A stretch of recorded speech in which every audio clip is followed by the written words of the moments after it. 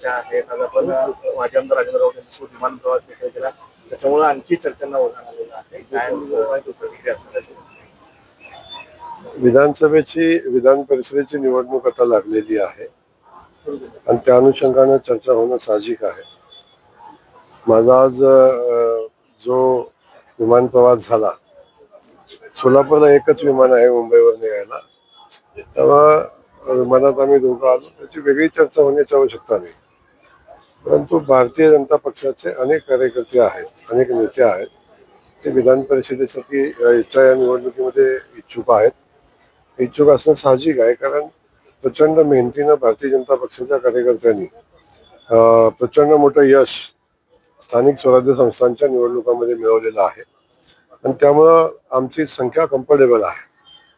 आणि संख्या कम्फर्टेबल असल्यामुळं आमच्या सगळ्या कार्यकर्त्यांना वाटतं की आमदार होण्याची संधी आहे. त्यामुळं कार्यकर्ता म्हणून त्यांच्या भावना योग्य आहेत. बरोबर. तर भाजपकडे बहुसंख्या आहे, मात्र असं सगळे विरोधी पक्षातले नेते, विशेषतः मोहिते पाटील कुटुंब जे आहे ते विरोधकांची मोड बांधण्याचा प्रयत्न करतात, सर्वांना एकत्र बांधण्याचे प्रयत्न करतात. होऊ शकेल काही त्यांच्याकडनं? अगदी मोठ बांधली तरी 100च्या पुढे जाण्याची काही शक्यता दिसत नाही. आपण बघितलं असेल, मी काल मतदानाची आकडेवारी काढली. जिल्ह्यातल्या काँग्रेसच्या मताची संख्या 5 आहे आणि MIMची 9 आहे. त्यामुळं मला वाटतं किती मोठी मोठ बांधली तरी काय ते मोठ बांधून काही शक्य होणार नाही. पण माझी जिल्ह्यातल्या सगळ्याच नेत्यांना माझी विनंती आहे, आता निवडणुका झालेल्या आहेत, वस्तुस्थिती आपल्या सगळ्यांना माहिती आहे. आपण सगळेजण एकत्र येऊन जिल्ह्यामध्ये एक नवा आदर्श घालून देऊ आणि विधान परिषदेची निवडणूक बिनविरोध करण्याचा प्रयत्न आम्ही करू. त्यासाठी मी वेळ पडली तर सगळ्यांशी चर्चाही करेन, कारण निवडणूक ही आता औपचारिकता आहे. आणि अशा परिस्थितीमध्ये मला वाटतं सोलापूर जिल्ह्याने एक नवीन इतिहास करावा आणि विधान परिषदेची निवडणूक बिनविरोध करावी अशी माझी भावना आहे. माझ्यासह अनेक लोकांच्या भावना आहेत. जळगाव असेल, जालना असेल, छत्रपती संभाजीनगर असेल, इत्यादी अनेक जिल्ह्यांमध्ये जे आहे पेट्रोल असेल, डिझेल असेल, याचा साठा जो आहे तो उपलब्ध नसल्याने नागरिक जे आहेत ते रस्त्यावर उतरलेले आहेत. काय सांगतो? कुठंही पेट्रोल डिझेलचा साठा कमी नाही. नागरिकांच्या मनामध्ये भीतीचं वातावरण तयार करण्यासाठी एक टोळी तयार झालेली आहे आणि नागरिकांच्या मनामध्ये भीती निर्माण झाल्यामुळं पेट्रोलचा स्टॉक होतोय. आवश्यक असणाऱ्या पेट्रोलपेक्षा अधिकच्या पेट्रोलची डिझेलची खरेदी होते आणि त्यामुळे काही परिणाम होताना आपण सगळेजण पाहतोय. पण असं कुठलाही तुटवडा नाही. आवश्यक असणारा पेट्रोल आणि इंधन साठा महाराष्ट्रासाठी उपलब्ध आहे. आणि माननीय मुख्यमंत्री मोदी यांनी त्या संदर्भात कालच माहिती दिलेली आहे. त्यामुळे माझी विनंती सगळ्या नागरिकांना आहे की आता कुणाच्याही म्हणण्यावर आपण भीतीचं वातावरण तयार होऊ नये. भरपूर पेट्रोल आणि डिझेलचा साठा उपलब्ध आहे, त्यामुळं स्टॉक करण्याची बिलकुल आवश्यकता नाही. सोशल मीडियावरती सध्या ट्रेंडिंग असणारी कॉक्रोच जनता पार्टी आपल्याला सध्या पाहायला मिळते. खरं तर कॉक्रोच जनता पार्टीनं महत्वाचं टार्गेट जे केलेलं आहे ते भाजपला केलेलं आहे. भविष्यामध्ये कशा पद्धतीचं आव्हान म्हणून त्यांच्याकडे? कशाचं आव्हान आहे मला त्या संदर्भातली अधिकची माहिती नाही आहे. परंतु असे अनेक ट्रेंड या समाजामध्ये आपण होताना बघतोय. AIचा जमाना आहे, त्याच्यामध्ये अशा गोष्टी होत राहतात. त्याला अधिकचं महत्व देणं मला नाही वाटत उचित आहे. हे फक्त सोशल मीडियावरचं ट्रेंड आहे की विरोधी पक्ष काहीतरी फूस लावतायत आणि एका दिवसात इतक्या पद्धतीनं फॉलोअर्स वाढणार? म्हणजे भाजपचं ऑफिशियल पेज जे आहे त्यापेक्षा जवळपास दुपटीनं लोक फॉलो त्याला करतायत. विरोधी पक्ष काही त्याला फूस लावतात असं काही वाटतं याच्या पाठीमागे? आता अनेक लोकांची वेगवेगळ्या क्लुप्त्या लढवताना विरोधी पक्षाला आपण पाहतोय.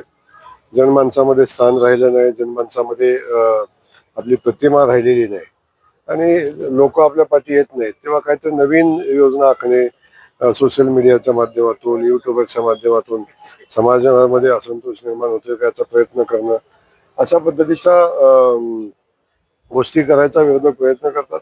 अशा कुठल्याही गोष्टीला यश येणार नाही. भारतातली लोकशाही भक्कम आहे.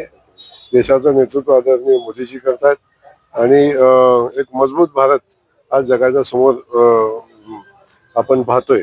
आणि तशाच पद्धतीनं एक विकसित महाराष्ट्राचं स्वप्न घेऊन माननीय देवेंद्रजी काम करतायत आणि त्या दिशेनं महाराष्ट्र खूप वेगाने विकास करताना आपण पाहतो. या भेट घेतलेला होता, त्यावर अनेक तोडगा निघाला. त्यानंतर आता मनोज जरांगे पाटील जे आहेत ते 28 तारखेचा अल्टिमेटम दिलेला आहे. 28 तारखेच्या आत मराठा समाजाच्या ज्या ज्या मागण्या आहेत त्या पूर्ण कराव्यात अशी मागणी त्यांनी केलेली आहे. आज प्रसाद लांनी भेट देखील घेतलेली आहे त्यांची.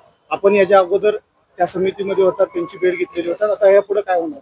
नाही, मला एवढं माहिती आहे. ऍक्च्युली त्याच्यावर उत्तर देण्याची जबाबदारी प्रवक्ता म्हणून प्रवक्त्यांच्यावर असते.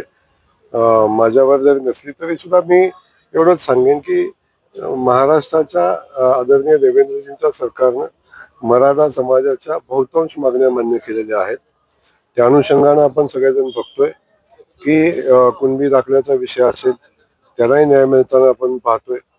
अनेक ठिकाणी आपण सगळेजण पाहतोय की आता झालेल्या स्थानिक स्वराज्य संस्थांच्या निवडणुकामध्ये अनेक कुणबी दाखल्यावर अनेक लोकांनी निवडणुका लढवल्या आणि अनेक ठिकाणी नोकरीच्या साठी सुद्धा दाखल्याचा वापर होताना आपण पाहतोय.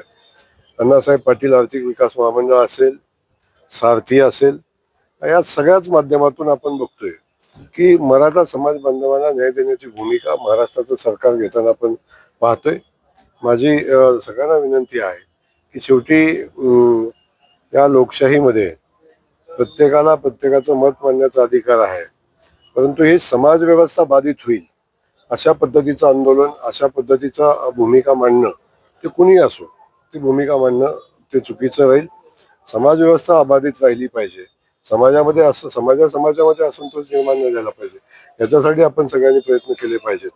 शेवटी लढा लढण्याचा अधिकार सगळ्यांना आहे आणि त्या लढ्याचे परिणाम आपण सगळ्यांनी बघितलेले आहेत. माझी विनंती या माध्यमातून एवढीच राहील की समाज व्यवस्था आणि ही लोकशाही दृढ व्हावी अशा पद्धतीचं आंदोलन असावं. प्रणिती शिंदे यांच्या मार्फत जे आहे, वकिलांनी तुमच्यावर एक खटला दाखल करण्याचे आवाहन केलं होतं. 8 दिवसात नोटीस पाठवली, अब्रू नुकसानीचा दावा दाखल करणार असं म्हटलं होतं. तर तुम्ही काय त्याला उत्तर दिलं का माफी मागितलं? त्याला माफी मागितली पाहिजे असं त्यांनी त्या नोटीसमध्ये सांगितलं. 7 दिवसात माफी मागा. आपण जे उत्तर दिलंय त्याला अजून मला कुठलंही नोटीस पोचलं नाही. नोटीस फक्त कुठं सोशल मीडियावरच मी पण बघितलेली आहे. मीडियावर मी बातमी बघितली कुठेतरी. ह्याच्या पलीकडची माहिती मला नाही. परंतु मी आजही सांगेन, आदरणीय ताईसाहेबांच्या बद्दल मी आदरानच बोललेलो आहे. त्यांना काय त्याच्या वाईट वाटलं असेल त्या संदर्भात त्यांचं नोटीस आल्यानंतर माहिती घेईन आणि अवश्य उत्तर त्याला आपण देऊ.